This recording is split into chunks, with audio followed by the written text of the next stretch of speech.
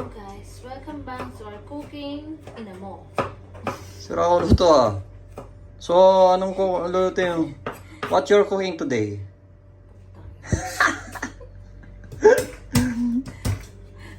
Magluluto naman ako ngayon ng So today, she will cook shrimp. shrimps na may In German, garnelen. ng buttered shrimp na may cheese kasi favorite namin yung mag-asawa. Every time na nagluto ko yan, babaliw yung asawa. Hindi wow, pero totoo yun. Nababaliw sa sarap ng pagkaluto. Tingnan naman sa atin. So, first things to do is yun. Daming esa.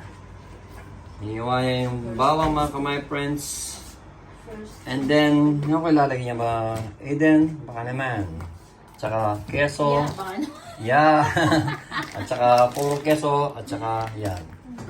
Mga puro keso mga kamay friends. So, of course, Mahilig sa cheese. nandito yung mga hipon natin. Yung mga garnelen at the shrimp. So, my wife she will cook for today's butter shrimp. Let's get it on. Pasayaw-sayaw pa eh. So, first thing to do is get that boy in shape. Una mga nilalagay ang butter. Hindi ako naglalagay ng oil kasi ang masarap talaga dyan, butter lang. So, lagay tayo ng butter. Maraming butter. Dadagdagan ko pa yan para nyo. Dadamihan pa niya mga kamay friend. Mga kamay friend, natunaw na. Nagme-melt na po siya. Wala oil yan, nandiyan ko naglalagay ng Hindi mo oil. siya naglalagay ng oil, kundi butter lang po na galing sa Arabia. No? Yeah. Aside sa marami siyang butter, ano may extra pang butter dyan. Sila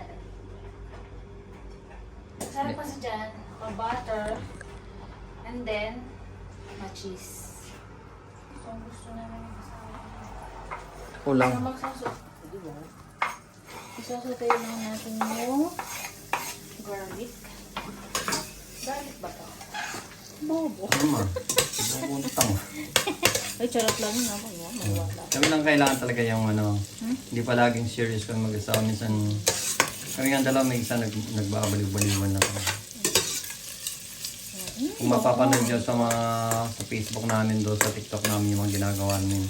Minsan, ano yan, idea yan, magaling yung sa party yan. Pwede pala ako mag-artist. Pwede daw siya mag-artista. Tsaka pag matanda na, yung pag nag-away kayo, parang nanak si mami, pati na rin. Oo, ganun na lang talaga. Wala kayong mga bata.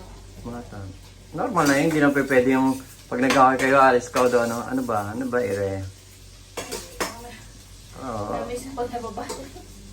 Normal Pag na. tinutopak yung babae pag malapit na magkanis. Pero hindi pa laging ginagawang dahilan yun, ha? Nagiging ganun nga lang, every time magkakaroon ng magkakadadaan. Ay, talaga. Ay, kabayang bande. Lanti ka po yung asawa mo. Ay, okay. Oh my God. Kaya bihira lang kami magluto nito eh. Pagka matagal-tagal na kami hindi kumain, minsan sabihin namin, luto naman tayo ng ano. Oo. Hindi naman kami palagi kumakain ng mga seafood, mga kamay friend usually. Kumakain na kami ng mga seafood, for example, pag gusto lang namin kumain ng, hindi every month kami kumakain ng seafood, nebe? Minsan, sa loob ng isang buwan, minsan 2 buwan. Oo. Kaya pag gano'n man talaga nag-try, bibili. Bibili kami talaga ng ano, ba't hindi ka bumili? Nagpapakapagod ng trabaho. Kailangan mo rin ulitin minsan. Kaya minsan, pag pumunta kami pag-uusapan na, be, seafood tayo. Ganun, pumunta kami sa Asian store, and then gagawin namin, bibili kami ng tahong, hipon, pusit. Kasi hindi nga siya palagi. Hindi kasi palagi. At saka since ang buhay kasi sa ibang bansa, hindi ka pa araw-araw may time magluto. Magluto. So hindi mo napapansin, tagal na pala natin hindi kumakain ng hipon. Oo. Tagal na pala natin hindi kumakain ng tahong gano'n. So, nilagyan ko pa yan ng butter ulit. Kasi yan talaga yung gusto ko sa anak, mabutter. Sarap na. Umay pa lang. Grabe. Ulam na.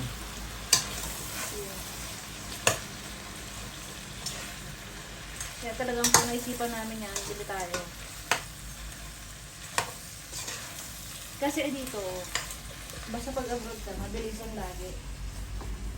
Halimbawa, nagluto ka ng Friday night, i-freezer mo yung iba, tapos papainit mo na lang kasi nga, everyday ka nag-work, so, hindi ka everyday nito.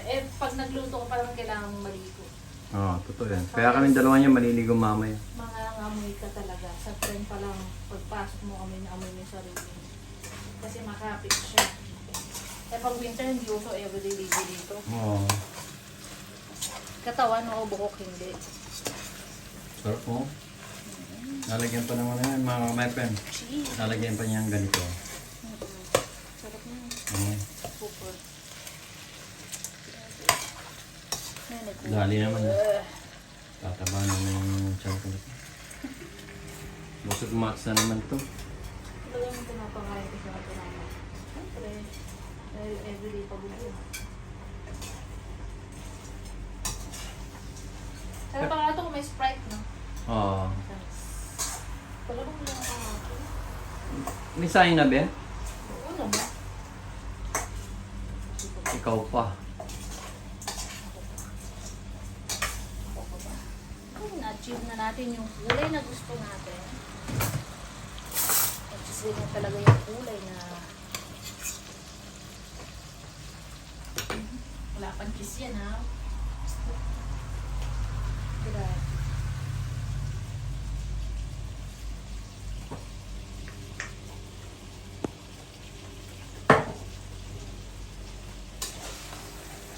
Grabe talaga. Gusto ko nang kumain. Pero syempre, ulit pa natin yun. Kaya natin mag-relax lang.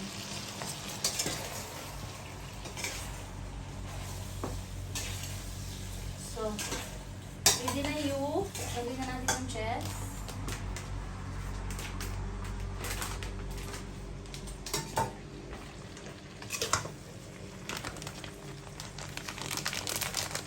Sorry.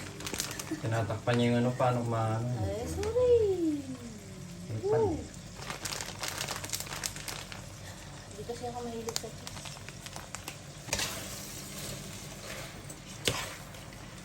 Oh, sarap. Gusto mo dagdagan kong butter para may sauce? Pwede rin. Lagay mo kung Grabe. Gusto ko na kumain.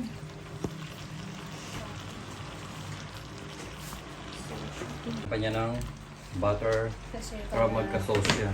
meron siyang meron siyang Oh. Sarap. sarap talaga yan.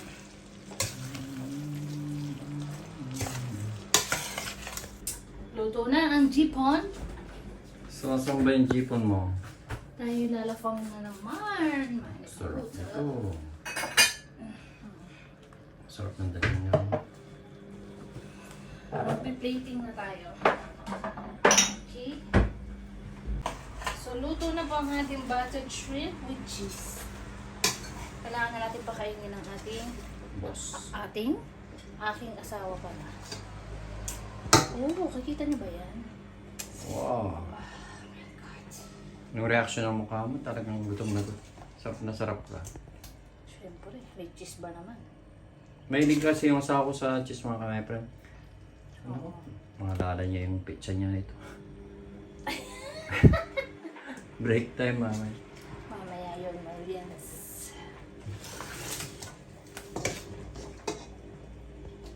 Sarap po. Oh my God. Ano ba yan? Tapos, kakaskas natin. Yan mga kamay friend. My gosh.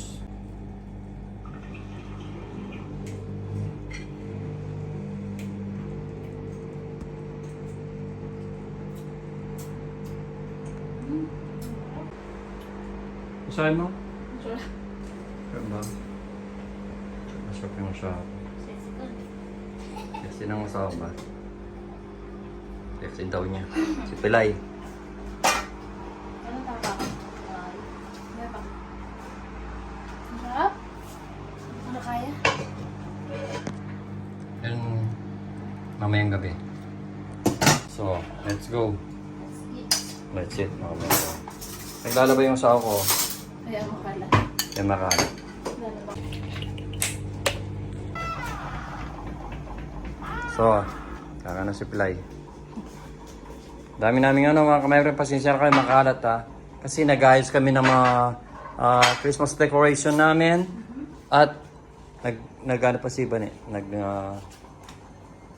What they call it, naglaba. So guys, kain na tayo mga kamay friends. So ngayon is Sunday afternoon. Mag 2 o'clock na mga kamay pantutin. So kailangan namin kung ano asawa. And Kemire. Ako. Shoutout sa mga pamilya namin sa Pilipinas. At shoutout din po sa mga taong sumusuporta sa Facebook namin. Lalong-lalo na dito sa YouTube, mga kamay friend. Mga nagsishare. Sa mga nagsishare. Lalo na kay yung palagi nagsishare sa amin sa Facebook namin si Ate Emily.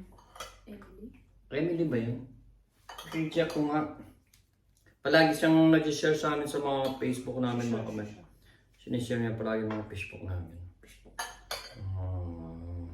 Kain mo ko. Palagi niya sinishare talaga kasi. Ba? Ngayon nakakain mo. Wait lang po mga kamay friends siya. Kain siya. Kain mo kayo. Ay, si nanay. Tumatawag si nanay. Shoutout po kay Ate Emeline Medel de Jesus po. Shoutout po. Thank you sa always pong pag-share. At tumatawag po yung mahal naming nanay. Hello ma! Musta na kayo? Na? O ni, okay mo. O ni, mamang kami. O ni, okay naman. Makakapaglakad-lakad din. Alam ko. So guys, tumatawag yung mahal naming ina. Si Mama Nene. So guys, ang gagawin namin ngayon, kakausapin muna namin siya. And then mamaya na lang namin kayo i-update o pagkain. So kain na tayo mga kamay friend. Hipon.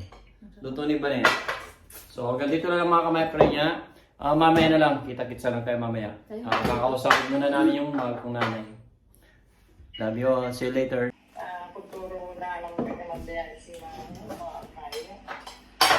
So guys, daming na pinagbalatan ni Vanessa. Yan siya yung pagkakas mga kamay. Mabilis siyang... So, patapos na rin kami mga kamay friends. So, kausap lang namin si Mama Nene. At till next time na lang mga kamay friends. Salamat sa panonood. Keep safe always and God bless. Pwede na share ko para sexy. Keep safe always and God bless mga kamay friends. Bye-bye.